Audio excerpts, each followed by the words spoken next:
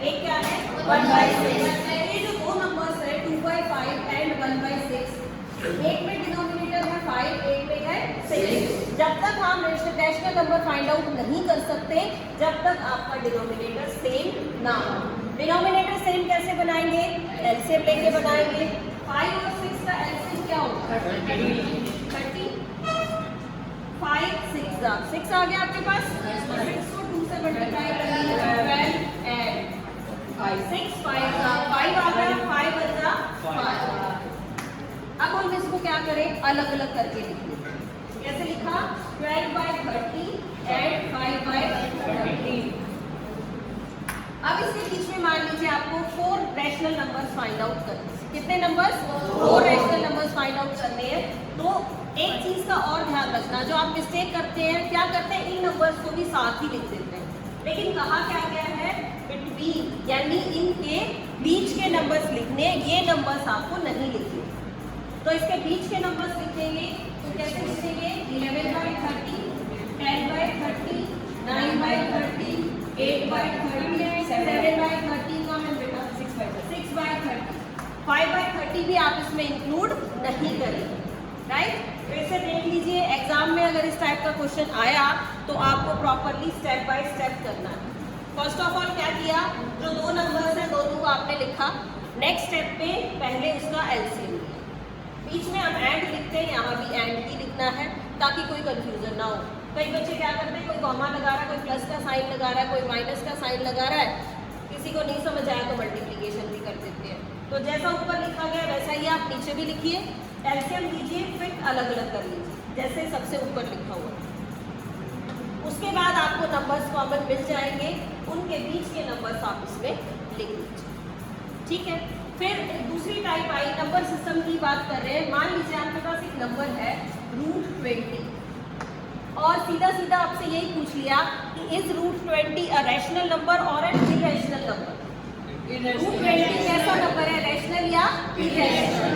अब रूट के अंदर नंबर लिखा हुआ हो तो आपको लगता है कि इरेशनल है, ऐसा ही होता है, लेकिन पहले आप उसको सिंप्लीफाई करिए, उसके बाद आप आंसर लीजिए। √20 को सिंप्लीफाई करेंगे तो क्या लिखें इसको? 4 × 5। √4 को बाहर निकालोगे तो आ जाएगा 2√5। अब √5 के और फैक्टर्स नहीं होते। √5 कैसा नंबर है? इरेशनल नंबर है। इरेशनल नंबर को किसी भी नंबर से मल्टीप्लाई कर दीजिए, ऐड कर लीजिए, सब्ट्रैक्ट कर लीजिए, डिवाइड कर दीजिए, वो नंबर कैसा रहेगा? इरेशनल ही रहेगा। मान लीजिए आपके पास ये नंबर होता है एग्जाम में, ये पूछ लिया जाए आपसे, कैसा है ये?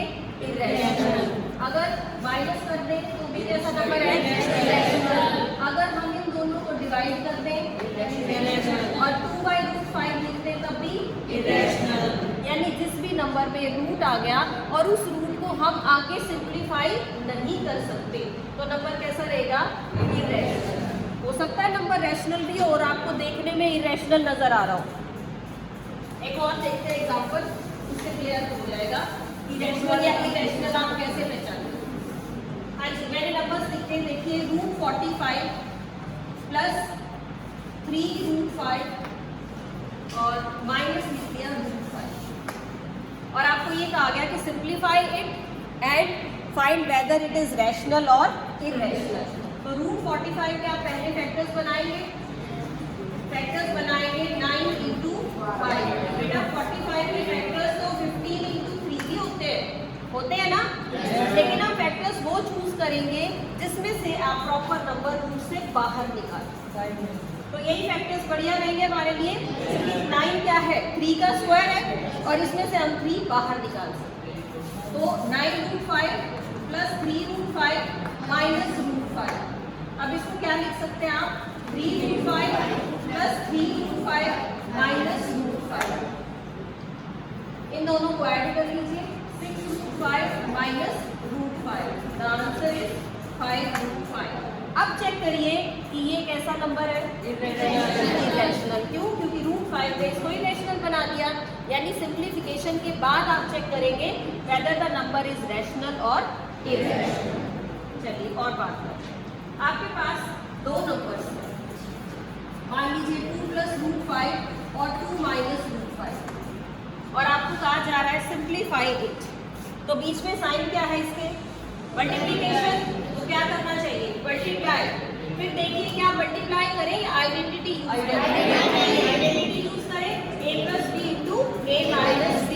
Then what is the identity? किस तरह से लिखोगे आप? 2 स्क्वायर माइनस 5 का स्क्वायर, तो 4 minus 5 दैट इज -1।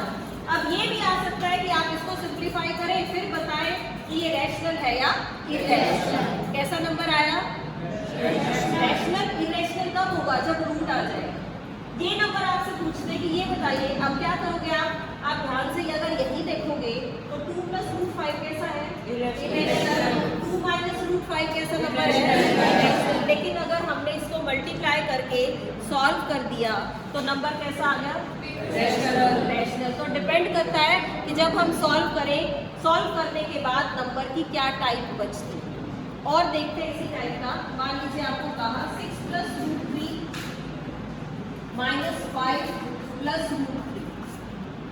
आपको इन दोनों नंबर्स को क्या करना है? सब्ट्रैक्ट करना है। देखने में तो ये भी इरेशनल है और ये भी कैसा है? इरेशनल। सिंप्लीफाई करते हैं, बीच में साइन क्या है? माइनस का साइन है, तो हम साइन चेंज करते हैं। 6 plus √3 minus 5 minus √3। अब होगा क्या? √3 से आपका √3 तो कैंसिल हो गया और 6 minus 5 क्या बच गया? अब नंबर कैसा है? तो जब भी एग्जाम में ऐसा क्वेश्चन आए कि आप बताइए नंबर रैशनल है या इरेशनल है, तो डायरेक्ट आंसर नहीं होगा। चाहे वो 1 मार्क का क्वेश्चन हो, आप डायरेक्टली उसको देख के नहीं बता पाएंगे कि ये नंबर रैशनल है या इरेशनल। उसके लिए आपको क्या करना पड़ेगा? उस नंबर को प्रॉपरली सिंप्लीफाई करिए। हो सकता है एडिशन सब्ट्रैक्शन से आए, हो सकता है मल्टीप्लिकेशन से आए, आइडेंटिटी लगा के आए, या इस तरह सब्ट्रैक्ट करने वाला है तो सब्ट्रैक्ट करके। अलग अलग टाइप हो गई, जिस टाइप से आएगा उसी टाइप से आप इसको सॉल्व करें।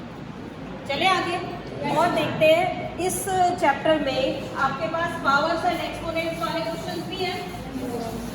चैप्टर 1 में ही है ना वो भी। इस तरह से मान लीजिए ये आपके पास नंबर आ गया 3/5 रेज़ टू दी पावर -2। देखिए इसका क्या मतलब है? 3/5 raise to the power -2। Power negative हो तो हम क्या कर सकते हैं? नंबर्स को टर्न कर सकते हैं। कर सकते हैं टर्न।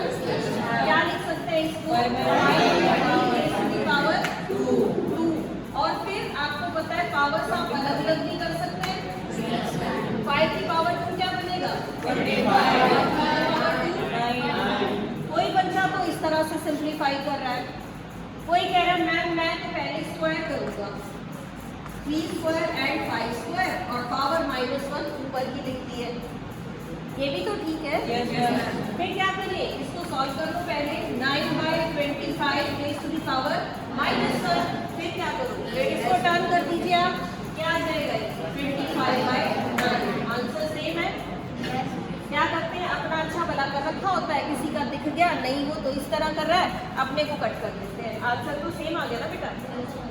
तो सिंप्लीफिकेशन जरूरी नहीं है हर बार कि आप अलग मेथड यूज कर रहे हैं, आपका फ्रेंड दूसरा मेथड यूज कर रहा है, आंसर सेम आएगा। सिंप्लीफाई करेंगे जैसे हमने अभी किया था। कोई बच्चा आइडेंटिटी लगा रहा है, कोई मल्टीप्लाई करके निकाल रहा है, आंसर तो सेम आएगा ना। आइडेंटिटीज लगाने से क्या होता है? इजी हो जाता है, कैलकुलेशन कम हो जाती है, तो मिस्टेक होने के चांसेस थोड़े कम होते हैं। फिर उसके बाद बेटा जो क्वेश्चन बनेगा वो आइडेंटिटीज के ऊपर ही बेस्ड बढ़िया क्वेश्चन बनते हैं। क्यूब 1 हाँ जी कर सकते हैं बेटा, 2 into -1 करके भी। ये लास्ट टेस्ट बिल्कुल अटेंटिव नहीं हो आप, और मैं अब पूछना शुरू करूंगी तो फिर मुश्किल हो जाएगी। ठीक है, तो ध्यान से सुनिए ताकि क्रॉस क्वेश्चनिंग भी हो सके। आपको नहीं आता तो आप पूछिए और मेरा मन करेगा तो फिर मैं पूछूंगी साथ साथ। बेटा चैप्टर 2 की बात करेंगे हम। चैप्टर 2 आपका काफ़ी इंपॉर्टेंट चैप्टर है, पता है आपको काफ़ी क्वेश्चंस आते हैं इसमें से। और चैप्टर 2 में आपका पॉलिनोमियल्स। बेटा polynomials chapter same to same आपको 10th क्लास में भी नजर आने वाला है। तो ऑब्वियस सी बात है, जो चैप्टर 9th और 10th में कनेक्टेड होंगे वो ऑटोमेटिकली ज़्यादा इंपॉर्टेंट हो जाते हैं, क्योंकि अगर आपको यहाँ 9th में बेसिक नहीं आए तो 10th में दोबारा 9th की बुक तो कौन पढ़ना चाहेगा? कोई भी नहीं पढ़ना चाहेगा। बुक पढ़ेंगे नहीं दोबारा से और नया कुछ समझ नहीं आएगा तो और मुश्किल हो जाएगी। पॉलिनोमियल्स में हमने दो टाइप्स पढ़ी थी, मैं एक बार मेन बता देती हूँ फिर पूछूंगी। पॉलिनोमियल हमने एक तो पढ़ा थी लीनियर, क्वाड्रेटिक और क्यूबिक, और एक साथ साथ हमने और पढ़ा मोनोमियल, बाइनोमियल और ट्राइनोमियल। मेरे ख्याल से पीछे जिनकी आवाज आ रही है वो तो सारे इंटेलिजेंट है, तो बता सकते हैं। हाँ जी, अभिनव आप बताएं please, what do you mean by binomial बेटा? उसकी दो टर्म होनी चाहिए तो उसको बाइनोमियल बोलेंगे। अगर मैं ये लिख रही हूँ कि 4x + 7, तो आप क्या कह सकते हैं, ये कैसा है? ये मोनोमियल है। अभी तो आपने बोला मुझे कि मैम जिसकी दो टर्म होगी, सोच लो बेटा, सिंगल वेरिएबल है, इसकी टर्म्स कितनी है? एक ला बताओ मुझे, कितनी टर्म्स है बेटा इसकी?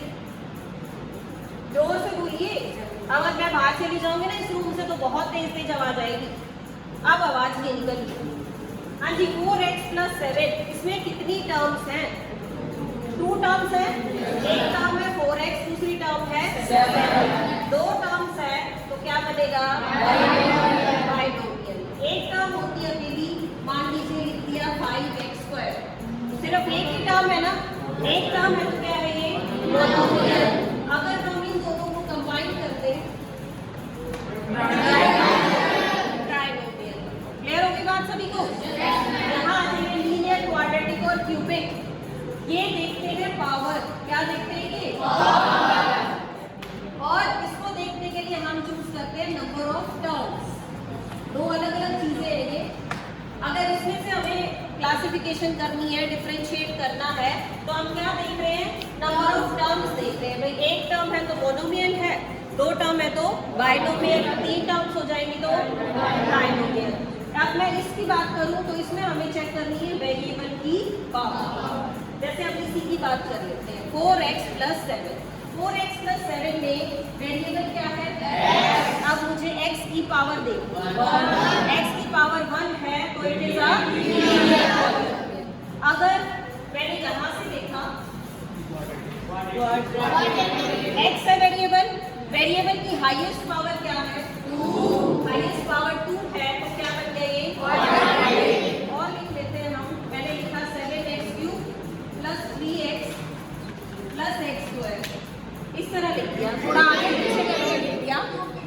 x² बाद में लिख दिया, बीच में x लिख दिया, यहाँ लिख दिया x³। तो आपका फोकस सिर्फ हाईएस्ट पावर पे होगा। क्या है हाईएस्ट पावर? 3। क्या बनेगा?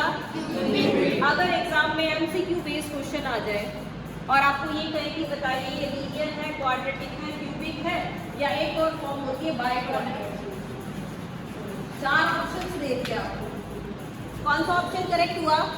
क्यूबिक। इसके साथ साथ यहाँ से भी लिख दिया मोनोमियल, बाइनोमियल, ट्राइनोमियल, और लास्ट में लिख दिया पॉलिनोमियल। तो आपके ऑप्शंस भी तो बताएंगे कि क्या पूछना चाह रहा है।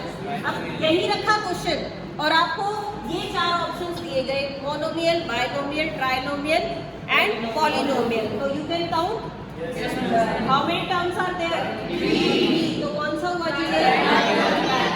हो गई बात क्लियर? फिर क्वेश्चन आया कि आपके पास कोई सिट डाउन बेटा, both of you sit down. आपको एक पॉलिनोमियल दे दिया गया और फिर उसकी और डिटेल, कोई भी एक मैंने रैंडम पॉलिनोमियल लिख दिया, ये लिख दिया मैंने 3x² + 7x + 2। ठीक है जी। अब इसको देखते ही हमें समझ आ जानी चाहिए कि एक तो ये क्वाड्रेटिक पॉलिनोमियल है और एक ये ट्राइनोमियल है। जैसा पूछा गया वैसा आंसर आप लिख सकते हैं। उसके बाद आपको ये कहेगा कि इसकी नंबर ऑफ जीरोस बता दीजिए आप। कितनी जीरोस है? 2। कैसे चेक किया? पावर से ही। पावर x की कितनी है? 2। जितनी x की पावर है या जितनी x की डिग्री है उतने ही नंबर ऑफ जीरोस। तो अगर आपके पास MCQ बेस्ड क्वेश्चन है या ट्रू फॉल्स में है या फिलअप में है, आपको कहा जाए number of zeros of this polynomial is 2, या ऑप्शन आ गया 0 1 2 3 4, तो आप ऑप्शन टिक कर सकते हैं। कितनी हो गई? 2। और बड़ा कर दिया इसको एक आ जाएगा कि फाइंड द जीरोस। इसी में और एक्सप्लेन कर दिया, कहा गया कि find the zeros of this polynomial. कैसे फाइंड आउट करते हैं जीरोस? अर्पित आप बताइए। अगर मुझे किसी पॉलिनोमियल की बेटा जीरोस फाइंड आउट करनी है तो मैं क्या मेथड यूज करूं? नथिंग न्यू बेटा, खूब किया है हमने। ऑनलाइन को अगर हम बिल्कुल साइड में रख दें तो जब हम स्कूल आने लगे हैं उसके बाद भी मेन यही चीज़ें पढ़ाई गई हैं जो कि 10th में काम आने वाली है। हर चैप्टर पे फोकस नहीं किया मैंने, उन्हीं चैप्टर्स में फोकस किया है जो आगे भी यूज हो। सोचो जी, नंबर ऑफ जीरोस पूछा गया आपसे कि इसकी जीरोस है 2 और फिर ये कहा गया कि कैसे फाइंड आउट करें। पीयूष, कोई मेथड जो जीरोस फाइंड आउट करने के काम आता हो बेटा? किसी भी पॉलिनोमियल की अगर जीरोस फाइंड आउट करनी है, आप बताओ तो क्या करें? वो तो हमने निकाल दिया, इसकी नंबर ऑफ जीरोस आपके पास 2 आ गए। फिर क्वेश्चन में कहा गया कि फाइंड देम। बेटा वो तो देख ली ना हमने, ये पॉलिनोमियल मैम x की वैल्यू पुट कर देंगे। इसकी हाईएस्ट पावर 2 है, मैंने कहा नंबर ऑफ जीरोस आर 2। इसके बाद बात शुरू हुई, ये कहा गया कि फाइंड द जीरोस। आप बताइए कौन कौन सी है? हाँ जी बेटा, इक्वल टू 0 नोट कर देंगे। सेट आउट ऑल कैसे करेंगे? हाँ जी जी बिल्कुल। नंबर ऑफ जीरोस पता चल गई 2 है, हमें फाइंड आउट करनी है तो क्या करेंगे? सबसे पहले इस पॉलिनोमियल की नेमिंग कर लीजिए। किसी को भी बोलना हो तो नाम की जरूरत है ना? ठीक है। ऐसे मैं कितनी देर पॉइंट आउट करती रहूंगी, बेटा आप बताओ, बेटा आप बताओ। क्यों? क्योंकि नेमिंग जरूरी है। जब मैं नेम दूंगी तो वही बच्चा खड़ा होगा। इसी तरह से ये है, आपके पास पॉलिनोमियल है, हम ये कह रहे हैं इसको 0 पुट कर दें। हम इसको क्यों करते हैं? हम इसका नेम रख लेते हैं। तो पॉलिनोमियल की नेमिंग कर लीजिए आप। हमने लिखा px, कैसे लिखेंगे? To find the zeros. अगर आपको क्या फाइंड आउट करना है? जीरो, तो क्या लिखेंगे? Put px is equal to 0। क्या करें? इस px को किसके इक्वल रख दें? 0, यानी 3x² plus 7x plus 2 equal to 0। बेटा 7th और 8th क्लास पास आउट करके आए हैं? सभी को पता है मिडिल टर्म स्प्लिटिंग सबसे बढ़िया रहता है इसके लिए। कैसे करें मिडिल टर्म स्प्लिटिंग? यहाँ नंबर है 3, यहाँ पे नंबर है 2, तो 3 और 2 की मल्टीप्लीकेशन 6। इसको ऐसे स्प्लिट कर देना कि मल्टीप्लीकेशन 6 हो जाए और ऐड करें तो 7 आ जाए। तो 6 और 1 बन जाएगा 7। 6 प्लस 1 7x एंड 6 into 1 6 भी बन जाएगा। कॉमन निकाल लेते हैं, px यानी x प्लस 2, 1 निकालेंगे तो भी x प्लस 2। ये क्या आ गया? px plus 1 into x plus 2 is equal to 0। यहाँ से x की वैल्यू -1/3। भाई 2 फैक्टर्स आ गए, इसको भी अलग से 0 के इक्वल पुट किया और इसको भी अलग से 0 के इक्वल पुट किया। तो यहाँ से वैल्यू क्या आएगी? x is equal to -2। अच्छा, एक बड़ी इंपॉर्टेंट सी बात है, अगर आपके पॉलिनोमियल में सारे साइन पॉजिटिव है, देखो इसमें सभी साइन पॉजिटिव है ना, कोई भी साइन नेगेटिव नहीं है ना, तो जो जीरोस है वो नेगेटिव आएंगे। समझ आई बात बेटा? अगर आपका पॉलिनोमियल सारा पॉजिटिव साइंस के साथ है तो जो आप इसकी जीरोस फाइंड आउट करेंगे तो कैसी आएंगी? नेगेटिव। क्यों आएंगी? क्योंकि फैक्टर सारे पॉजिटिव है और इक्वल टू 0 आपको लिखना है, तो वो पॉजिटिव वैल्यू किस में चेंज हो जाएगी? नेगेटिव में चेंज हो जाएगी। बीच में एक नेगेटिव या 2 नेगेटिव होंगे तो वैल्यूज बदल जाएगी, लेकिन सिंपल सी बात है, अगर सारे ही पॉजिटिव है तो जीरो सारी नेगेटिव होगी, चाहे 1 0 हो, चाहे 2 हो, चाहे 3 हो। सिंपल क्वेश्चन ले लिया आपकी, ये दे दिया पॉलिनोमियल और इसको हमने एज्यूम भी कर लिया, px is equal to cx plus d। You have to find out the zero.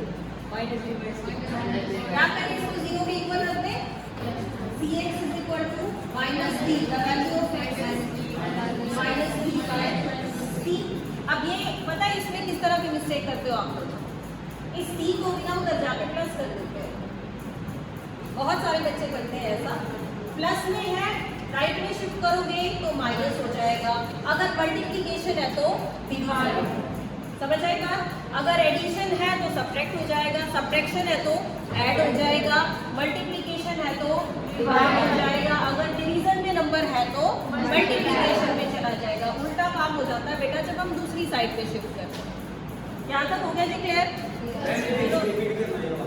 क्या बेटा बोलो? ये वाला ये पॉलिनोमियल है, नेमिंग कर ली। अच्छा बड़ा सिंपल सा आपके पास आंसर है। एक क्वेश्चन है, मान लीजिए ये कह दिया आपको कि ये पॉलिनोमियल कैसा है, आप इसकी ये नेमिंग कर सकते हैं क्या?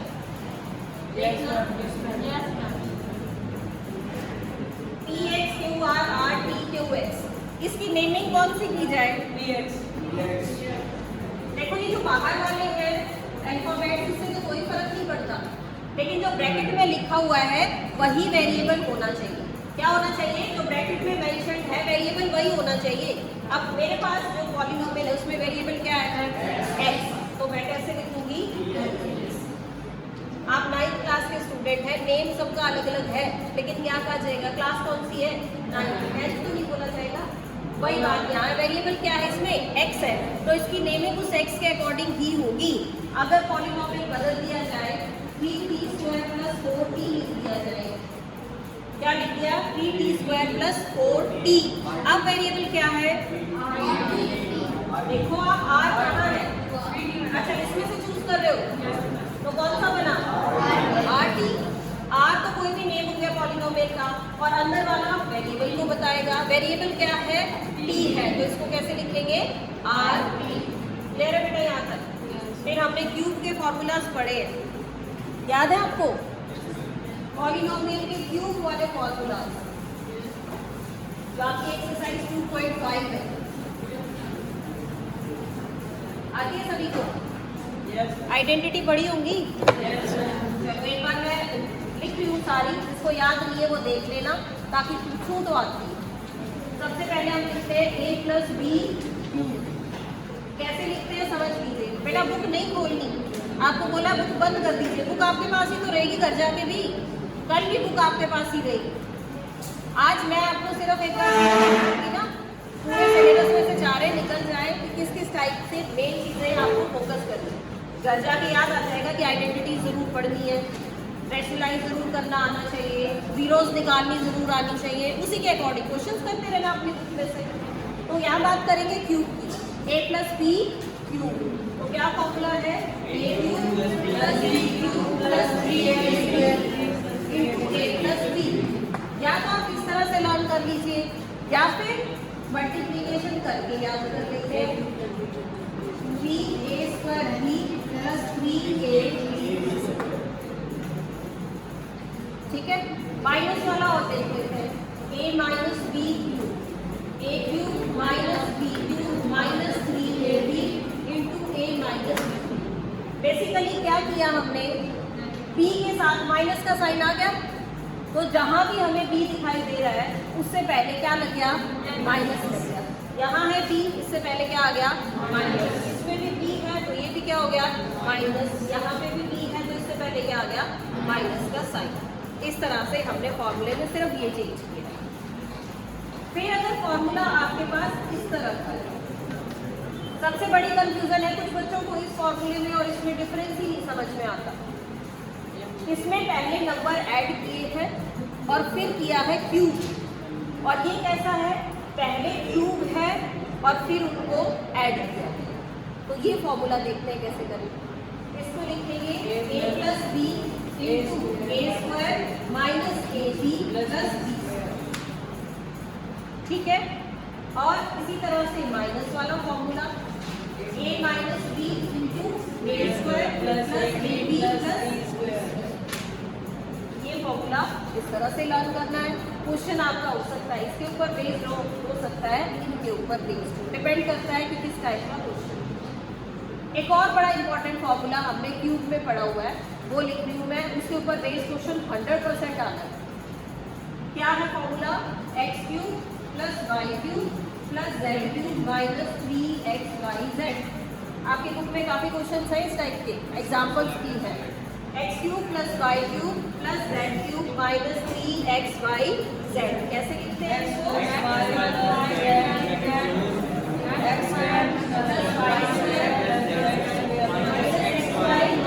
XYZ minus ZX। ठीक है जी। रिलेटेड क्वेश्चंस कोई नहीं करा रही मैं, काफ़ी क्वेश्चंस हम कर चुके हैं अपनी बुक में। आप लास्ट टाइम जब रिवीजन करते हैं ना तो एक्स्ट्रा बुक्स को पढ़ना बंद कर देते हैं, क्योंकि आपके पास इतना टाइम नहीं होगा कि आप एक्स्ट्रा बुक्स पढ़ें। अब आपको क्या करना है, अपनी एनसीईआरटी की बुक पे ही फोकस करना है, उसी की एक्सरसाइज के क्वेश्चंस करने हैं रिवाइज, और उसी के ही एग्जाम्पल्स भी देखने हैं। बार बार कहते हो बेटा मैं एग्जाम्पल्स नहीं छोड़ने हैं, क्योंकि एग्जाम्पल्स भी आपको एग्जाम में मिलेंगे। क्या होता है, सिर्फ एक्सरसाइज ही करते रहते हैं, अपनी नोटबुक में से देखते रहते हैं, एग्जाम्पल्स नहीं देखते। तो आपको दोनों ही चीज़ों पे फोकस करना है। ये मैंने आइडेंटिटीज आपके सामने लिख दी, और इनके ऊपर बेस क्वेश्चन डेफिनेटली मिलेगा, क्योंकि स्क्वायर वाली आइडेंटिटी तो आपने 8th में भी पढ़ी है, 7th में भी पढ़ी है, तो नया यही सीखा है, और यही 10th में और ज़्यादा काम आने वाला है, तो इस पर फोकस ज़रूर करना। चलिए अच्छा जी, अब आपको डेसिमल नंबर दे रखा हो तो रेशनल नंबर फाइंड आउट करना आता है नहीं? कैसे? मान लीजिए आपके पास एक नंबर डेसिमल की फॉर्म में है, ये आ गया नंबर 3275, और बढ़ा लेंगे थोड़ा सा, और इसके ऊपर बार लिखा। काफी बार कर चुके हैं हमने क्वेश्चन, ठीक है, और आपको हर बार कहा गया इस टाइप का क्वेश्चन बहुत इंपॉर्टेंट है। इस टाइप में बार सब पे हो, 2 पे हो, 1 पे हो, किसी भी टाइप से आ सकता है। अगर हमें इस नंबर को सॉल्व करना है तो क्या पैटर्न फॉलो करेंगे? एक बार मैं रिपीट कर रही हूँ, जिनको आता है उनको समझ आ गई होगी कैसे करना है, जिनके लिए नया है वो एक बार दोबारा देखेंगे। सबसे पहले हम चेक करते हैं बेटा क्या डेसिमल और बार साथ साथ है? नहीं है, तो पहले तो आप इस नंबर को एज्यूम कर लीजिए, करिए एज्यूम। अब हमारा मेन क्या है, डेसिमल को और बार को साथ रखना है। कितने नंबर्स का डिफरेंस है? 2 नंबर्स का डिफरेंस है, तो आप सबसे पहले लिखिए मल्टीप्लाई बोथ साइड्स बाय 100 से आप दोनों साइड्स क्या करें? मल्टीप्लाई। ओके, कर दिया मल्टीप्लाई, क्या आया ये 100x इज इक्वल टू, देखिए 100 से मल्टीप्लाई करते हैं, 2 डेसिमल प्लेस आपके लेफ्ट में शिफ्ट हो जाएगी। आता है ना ये तो सबको? अब जब आपका डेसिमल और बार साथ आ जाए तो उस स्टेप को नेमिंग कर दीजिए 1। कब करना है? नंबर 1, जब डेसिमल और बार साथ में। मीन्स अगर क्वेश्चन आपके पास इस तरह का है,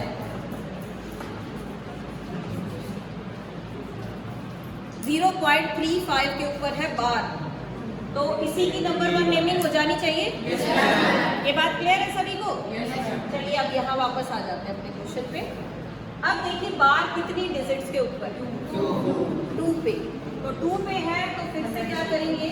100 अगेन मल्टीप्लाई बाय 100। दोबारा से लिखिए कि आप फिर से 100 से मल्टीप्लाई करें।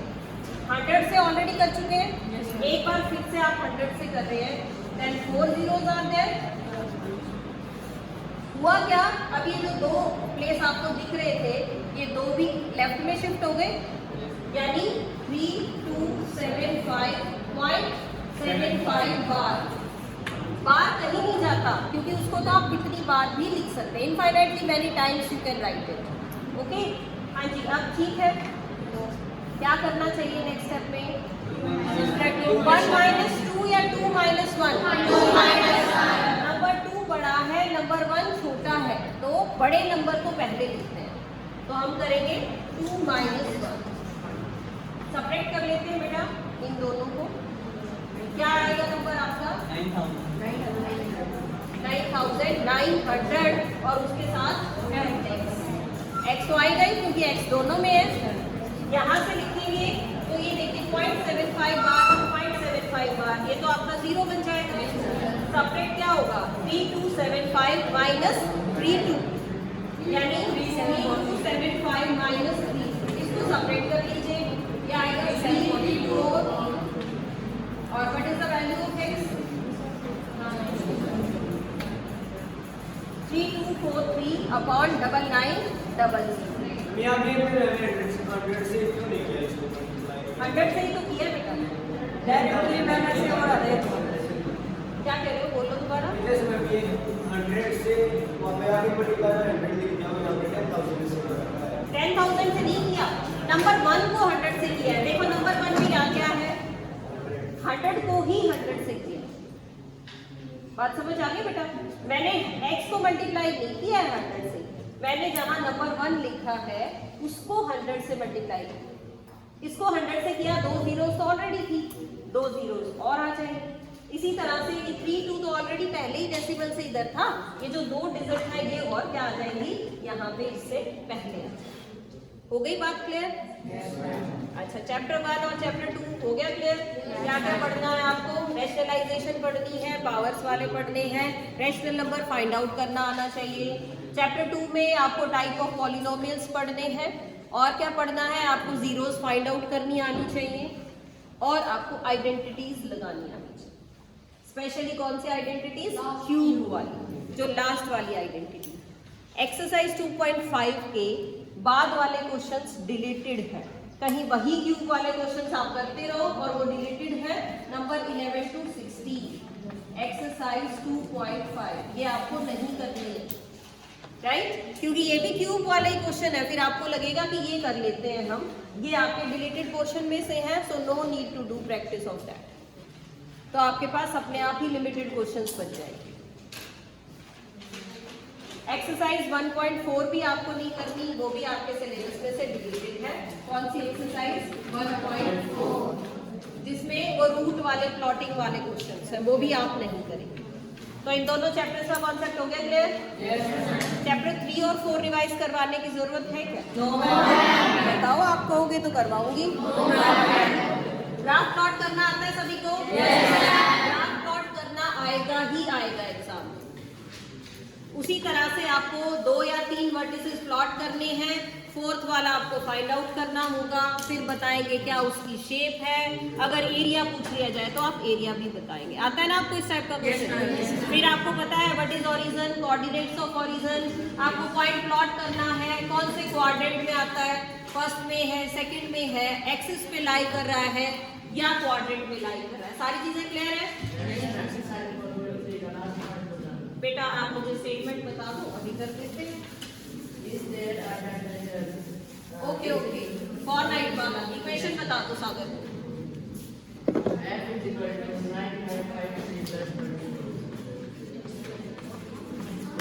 इसके कई पार्ट्स हैं, देख लीजिए। एक लास्ट पार्ट है जिसमें ये कहा गया, is there any temperature where the Fahrenheit and the Celsius are same. ऐसा ही क्वेश्चन है। ये कहा गया कि क्या कोई ऐसा टेम्परेचर होगा जिसपे फॉरनहाइट और सेल्सियस दोनों कैसे हो जाएंगे? सेम हो जाएंगे। तो हम कहते हैं yes there is a point, और आप उसको क्या मान लीजिए? x। यानी x एक ऐसी वैल्यू है जिसपे वही f है और वही क्या है? c। यही तो पूछा गया आपसे। और आप अगर x को सॉल्व कर दें तो वो पॉइंट आ जाएगा जिसपे फॉरनहाइट और सेल्सियस बिल्कुल सेम, राइट? तो क्या करें हम? यहाँ पे f के प्लेस पे भी x पुट कर देते हैं और c के प्लेस पे भी x पुट कर देते हैं, लाइक दिस। ओके, अब क्या करें? इसको x वेरिएबल को एक साइड ले आइए। आता है ये काम करना तो आपको? yes, फिर हम क्या करते हैं? एलसीएम ले लेते हैं। इसके नीचे कुछ नहीं है तो इसका मतलब क्या है? 1। इसको हम लिखेंगे 5x माइनस 9। 5 को उधर शिफ्ट कर लीजिए, डिवीजन में है ना? कहाँ जाएगा? मल्टीप्लिकेशन में। ये आ गया आपका 5x minus 9x minus 4x is equal to, multiply कर लीजिए, 5 2 are 10 और 5 3 are 15 और 1 16। x is equal to 160 upon minus 4, cut कर लीजिए आप, क्या आएगा? माइनस 40। यानी x की वैल्यू आपके पास आ गई है माइनस 40। तो माइनस 40 एक ऐसी वैल्यू है जिसपे फॉरनहाइट भी उतना ही है और सेल्सियस भी उतना ही है। यानी माइनस 40 डिग्री फॉरनहाइट और माइनस 40 डिग्री सेल्सियस एक ही बात। हो गया क्लियर बेटा? क्योंकि हमें सेम चाहिए था तो हमने क्या किया, एक अलग नंबर मान लिया और उसको सेम के इक्वल। कहाँ से बेटा? एलसीएम ले लिया हमने, इसका एलसीएम आ जाएगा 5। ये 5 इसी के साथ मल्टीप्लाई हो गया, 5x minus 9x is equal to 32। फिर हमने डिनोमिनेटर वाली वैल्यू को मल्टीप्लाई कर दिया, और सब्ट्रैक्ट करोगे तो -4x = 160 and just find the value of x from here. Done बेटा? अच्छा ये बता दीजिए क्या x एक्सिस और y एक्सिस परपेंडिकुलर होते हैं? Yes, ma'am. पक्का? x axis is perpendicular to y axis और not? Yes, ma'am. This is y axis. This is x axis.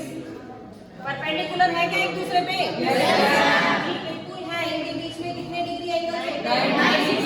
90, 90, 90 and 90. ये जो आपका कार्टेशियन प्लेन है इसको क्या बोलते हैं? Cartesian plane.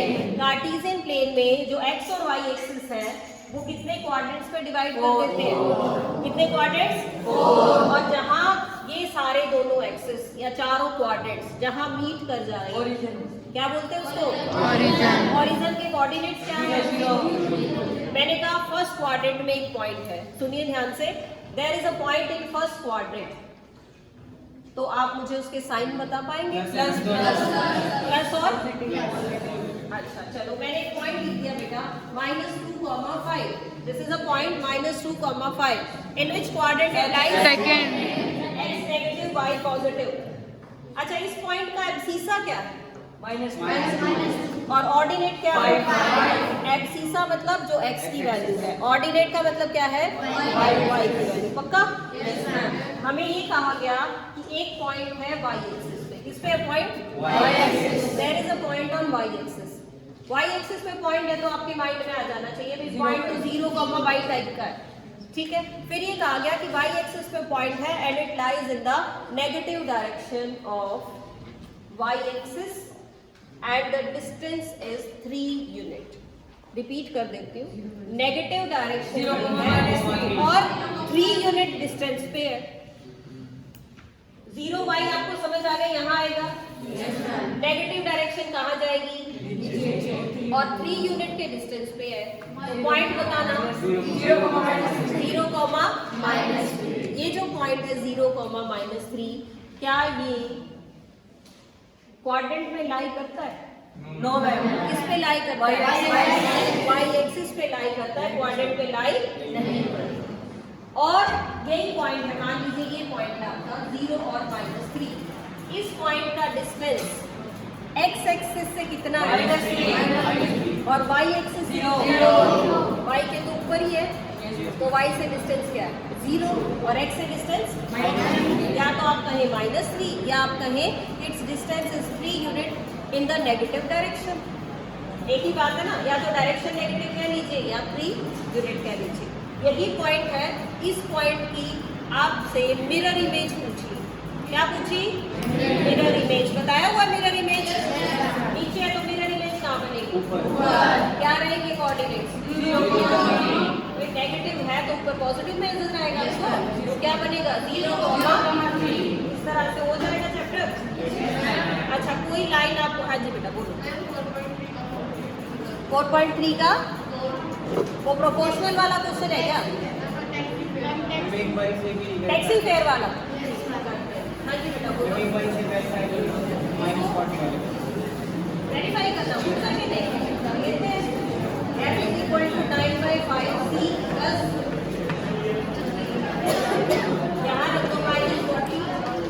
यहाँ भी होगा -40. 5 देखोगा क्या है? -40 9 तो चाहिए 72 प्लस 20. देखो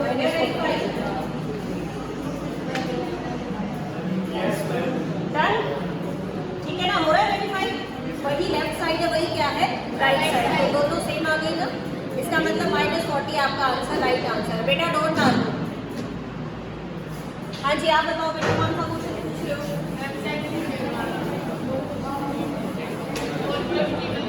टैक्सी फेयर वाला. टैक्सी फेयर में डिस्टेंस कितना है टोटल? डिस्टेंस है x और फेयर कितना है? y. यही है. ऐसा ही क्वेश्चन है ना? अब मुझे ये बताइए फर्स्ट किलोमीटर के लिए कितना रेट है? फर्स्ट किलोमीटर का फेयर है ₹8 और बाकी के लिए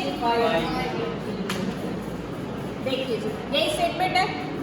अब ये कह रहा है टोटल डिस्टेंस जाना है x kilometre. Stop talking now. Total distance travelled is x और टोटल रेंट देना है y। अब हमें ये पता है कि जो पहला किलोमीटर है, जो फर्स्ट किलोमीटर डिस्टेंस आप ट्रेवल कर रहे हैं, उसके लिए फेयर कितना देना पड़ेगा? 8 रुपीज़। भाई मैं पहले 1 किलोमीटर जा रही हूँ और वो कह रहा है मैडम 8 रुपीज़ तो दे दो आप, आगे की बात बाद में करेंगे, ठीक है। फिर पैसे तो और भी देने हैं, अमाउंट और प्लस कर लिया हमने। 1 किलोमीटर में जा चुकी हूँ, मुझे जाना है x किलोमीटर, तो क्या करें हम? कितना बचा? अब जितने बच गए उसके लिए फेयर कितना है? 5 रुपीज़, देन मल्टीप्लाई बाय 5। अब ये भी अमाउंट देना है, ये भी अमाउंट हमें देना है, किसके इक्वल रखें? टोटल अमाउंट कितना पे करेंगे? y, तो इक्वल टू y। सॉल्व कर लीजिए। 8 plus 5x minus 5 is equal to y और 5x plus 3 is equal to y। y को शिफ्ट कर लीजिए, 5 by x minus y plus 3 equal to 0। जो जनरल इक्वेशन होती है लाइन की, वो कैसी होती है? पहले x फिर y और फिर कांस्टेंट। पढ़िए ना आपने जनरल इक्वेशन?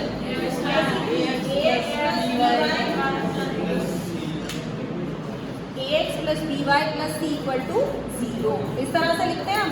Yes, ma'am. पहले x नजर आएगा, फिर y नजर आएगा, फिर c नजर आएगा। मैंने x माइनस कहाँ पे? 1 किलोमीटर गए तो 8 रुपीज़ देंगे। 5 वाले किलोमीटर से x माइनस 1 तो आपको 5 रुपीज़। ठीक है, क्लोज कर दो बेटा।